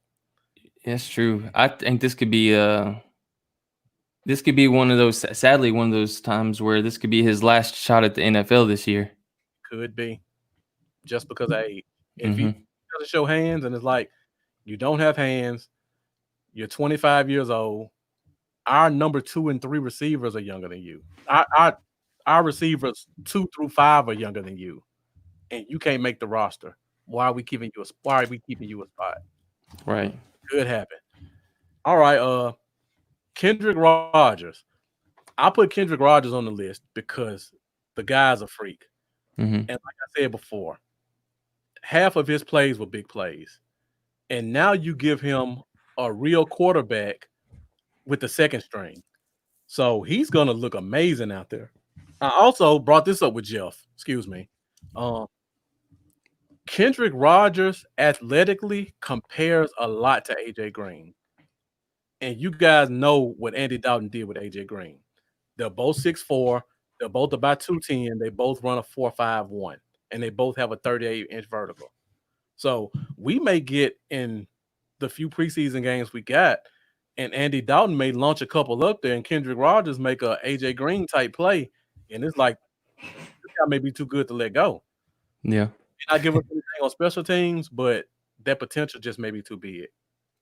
When I looked at the rest of the special teams guys, I almost put Ventrell Bryant here because I need a special teams guy on practice squad. But after I read about Aaron Parker and I heard he was a pit bull and I heard the Jarvis Landry comparisons, I felt like if he was given a chance at practice squad, at special teams, I think he could give us something there. And the staff is just too good to pass up. So it was kind of a toss-up between him and Ventrell. Yeah, I like this group. This was initially what I was gonna say to start with, and I know it's probably surprised you that I don't have Rodgers on mine. I'll put yours up there now. But I will say I don't feel happy about it still that I didn't put him on there. To be honest, because you remember how much I like Rodgers, so I've been talking about him a lot. I like Guidry too, and we haven't talked about this, so I'm curious to hear why you pick Guidry over Rodgers. I honestly don't have it like a really great reason. Like I kind of view them as the same guy in a way. They're near the same size. Guidry's what 6'3", 200 ish, and runs a 4.47. I just I don't know, man. It's crazy. I would like to see. I'm almost to the point where, like, thinking about it right now, I almost want to replace Johnson with Rodgers and go with the potential of the three new young guys and see if you can pull a gem out of the three. I couldn't disagree with you on that. And I didn't set it that way, but that, like, thinking about it right now and just kind of like thinking as we're talking and just letting my mind reflect on everything we've went over, I'm like, hold on, this makes more sense to go to 22-year-old and Rodgers. So you know what? It says Johnson on here, y'all, but don't hate me, but I'm going to switch it. I got Rodgers, Guidry, and Parker. So now everybody jump on him for cutting Johnson off the team like you jumped on me about starter. And maybe he goes out there to camp, he drops a few balls, and they're like, you know what? I got this 22-year-old guy with all this potential. Let's bring these new guys around and see what they got. So because I'm kind of like the whole time while I was sitting there just looking at the screen, I was just like, man, I'm kind of mad at myself for taking Rodgers off. I really liked him the entire time leading up to when we got him undrafted. So yeah, just great ball skills. Originally I had Guidry over him mainly just because I feel like he's a little bit ahead of him as far as being a little bit more complete right now. Yeah. Like I think he's all around better right now is the reason I had him.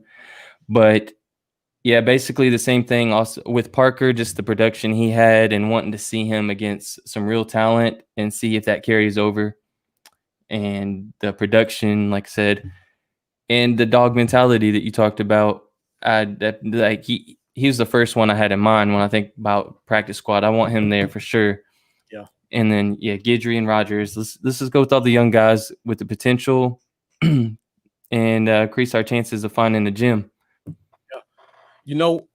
As I'm looking at the list in total for the first time, I'm realizing that on both of our lists, John V. Johnson is the only one that's under 6'1". So if you think about a McCarthy guy, he normally likes his receiver 6'1", 6'2". Yeah. So it wouldn't be the craziest thing in the world if Johnson didn't make this team, just because you know what McCarthy likes in a receiver.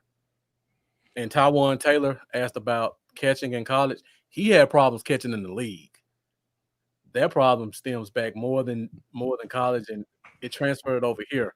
He probably would have been our sixth receiver last year if he could catch, like, seriously. Yeah, and I'm just not yeah, he's right at 6 foot is at least what they have it listed as, but he's probably, a hair under that. And hey, he's actually, yeah, you're right. He's gonna be 25 during this season. That's old. I mean, how old was that? How old was Dez when we said he was washed up? 28? Like, seriously. Yeah. And he's not a DFW guy, I don't believe. He was born in Gary, Indiana, I'm seeing. So maybe I was thinking of another. I think I was thinking of the other dude. What's the other receiver? He's not on the team right now, but Guyton. Guyton, that's it. Guyton. He's the DFW kid. Mm-hmm. Yeah, he came from North Texas. Yeah. That's what I was thinking about, being a DFW boy. I mean, I like the list though. I mean, we kind of went different, but if I have Devin Smith making the active roster, I can let Johnson go. If Devin Smith makes it over Noah Brown, I wouldn't be upset. I just hope he's got to contribute. He had to contribute. That's one of the reasons he was inactive all last year. So I hope if they put him on the 53, he better get some activity. Yeah. Like, I don't want to see him inactive for 12 games like last year. We better start bringing the jet sweeps back again or something. For sure. Yeah, and man, as much as I like Devin Smith, everything you said really does kind of change my thought process on if he'll be on the team, Devin Smith. I mean, like I said, I think he could be a starter out there for a few teams in the league. But are we really going to keep him as our 4th or 5th wide receiver if he's not doing nothing on special teams? Yeah, I mean, he could go back home to the Jets right now and probably be the number 2 receiver. No, that's where he came from. Yeah. They don't have anybody except the guy they just drafted, which there's a few teams that could really, really use him. So we're about to sign off in a minute. We'll stay on for about 2 or 3 more minutes. If you guys have any other questions and comments you want to talk about, let us know what you think about the list. Let us know what you would do with your list. And Mendoza, you brought up a good point. Talking about Courtney Davis, that was the guy we tried to get, and he was supposed to sign with us. And then at the 11th hour, I think he ended up signing with Minnesota for more money and more opportunities. Mm-hmm. If he would have been there, man, that would have been a tough decision. And we almost had him. You almost had. Thought we did, and then we didn't.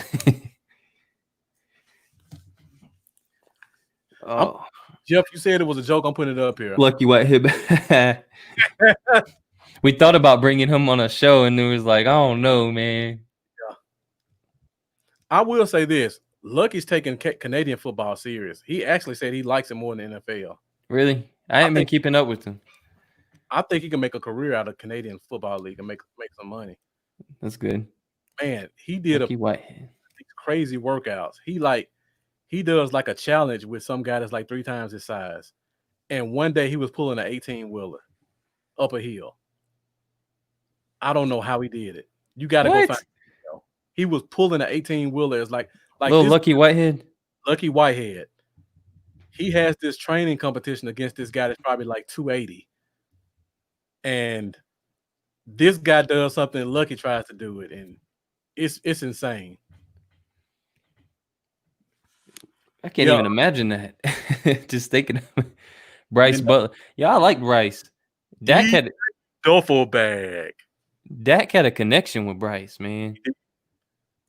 And he would have been a perfect McCarthy guy. 6'3", 4.3 speed. Where is he at right now? Is he even playing for anybody? He's not. He was XFL and they canned the league. That's crazy, man. I feel like he deserved more opportunity. He's been focusing a lot on golf lately. I follow his social media, so he's been playing a lot of golf. I think he's like started this like foursome, and they just play a lot and do trick stuff. Have and they hold different events and stuff like that. Let me go back through and see if I missed anything. If you guys got anything else, let me know. I know Mendoza put his 5 up. He said Coach Gallup said John Vay and Noah.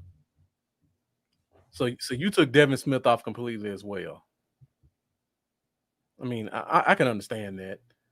Yeah.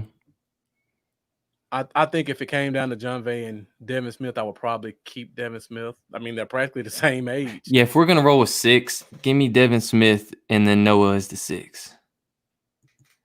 Yeah, if you just think John Vay.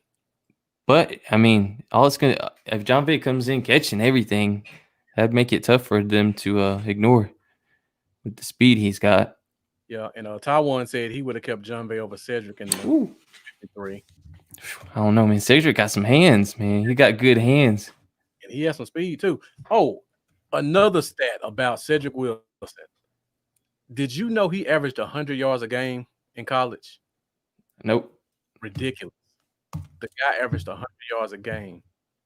And he averaged almost 20 yards a catch.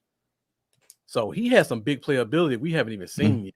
He does. We just hadn't seen him on the field enough for everyone to be able to get excited about him. But if he's on the field more, I think it was it the Jets game last year. I think he actually got a little bit of activity that game. I think he had like 4 catches, I believe, or something. I know he caught every catch that was thrown his way.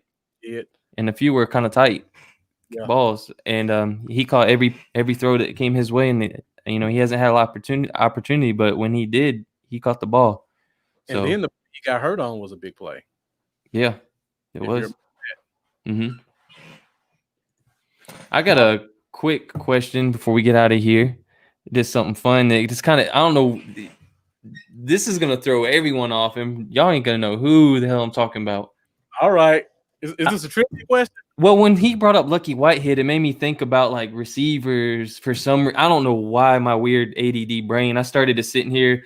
Like, I don't even listen to what everybody was talking about and something. I started zoning off, and I started thinking about Cowboys wide receivers that are forgotten that were on the team, but people would be like, what?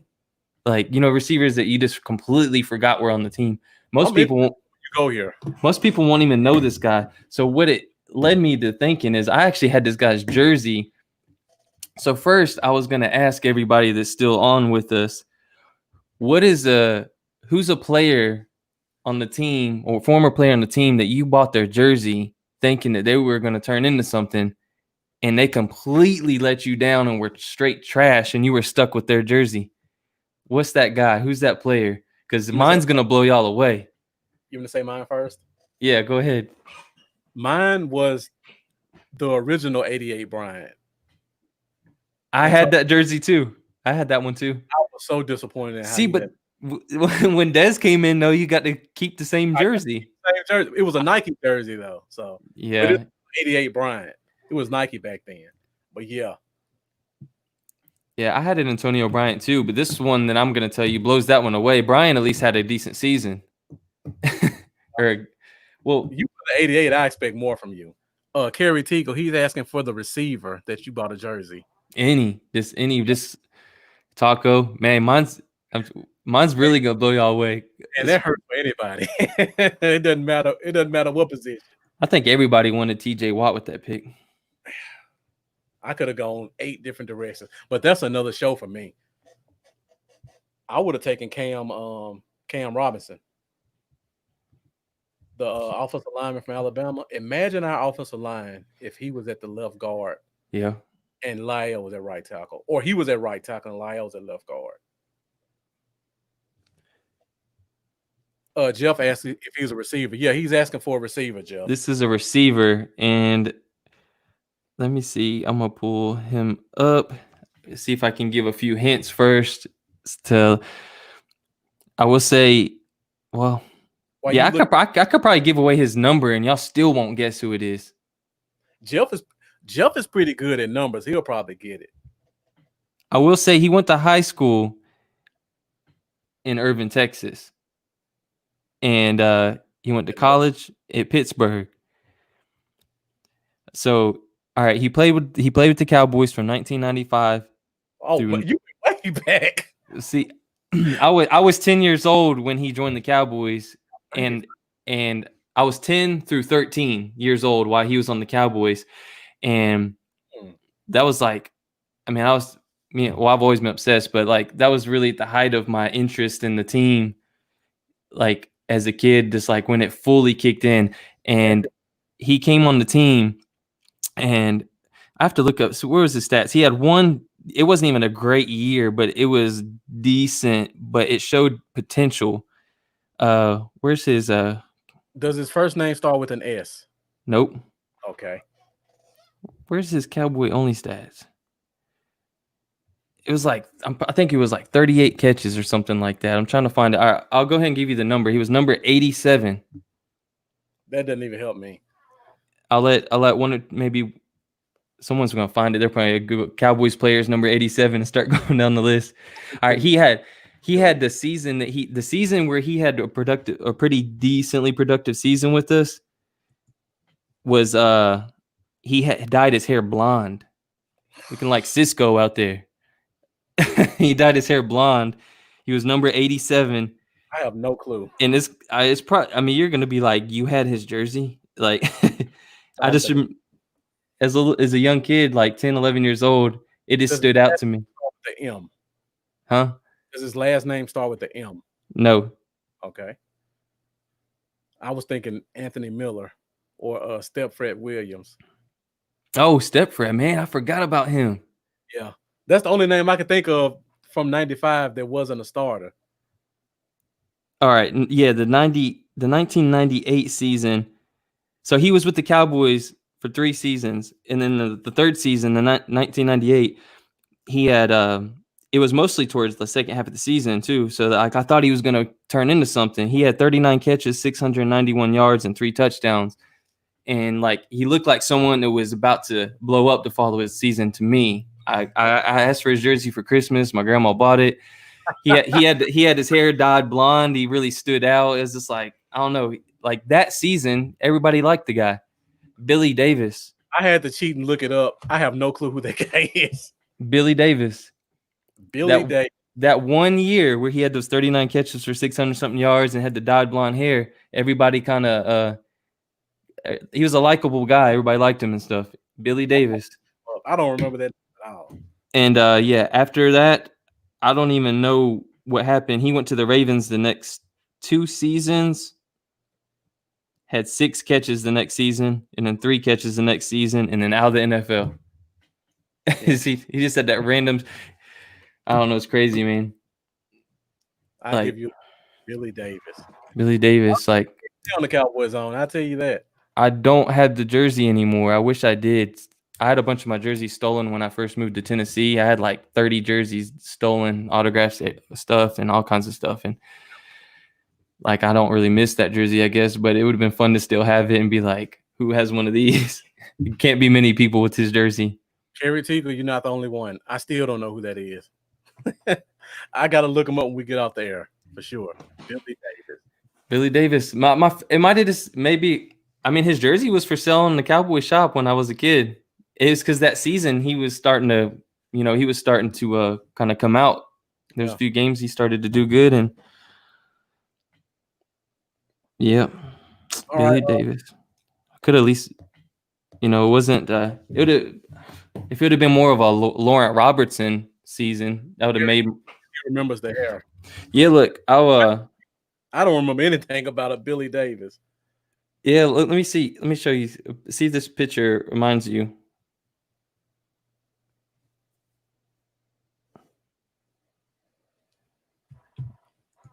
Oh, there's one. Guys, I think we're about to wrap this thing up. Hold on, let me make you large screen. That's when he dyed his hair.